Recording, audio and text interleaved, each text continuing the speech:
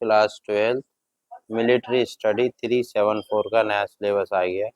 Total lesson जो है वो है 18, जिसमें से आपको तैयारी करनी है सिर्फ 60% यानी 10 लेसन की, जो कि आपके पब्लिक एग्जाम अप्रैल या अक्टूबर में आएंगे। तो टीएमए में 8 लेसन आ गए, इन्हें छोड़ दीजिएगा क्योंकि ये टीएमए में आपने कर लिए, ये पब्लिक एग्जाम में नहीं आएंगे। तो जो जो लेसन आएंगे वो आपको बता रहा हूँ मैं आपको।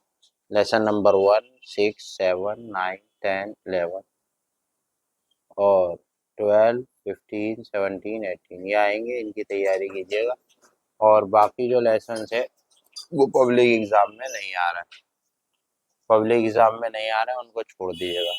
जो जो लेसन नहीं आ रहा है वो है लेसन नंबर 2, 3, 4, 5, 8, 13, ये आपके पब्लिक एग्जाम में नहीं आ रहा है, इनको रहने दीजिएगा। 14, 16, इसके अलावा जितने भी चैप्टर्स मैंने आपको दिखाए हैं, जैसे लेसन नंबर 1, 6, ये सब चीज़ें।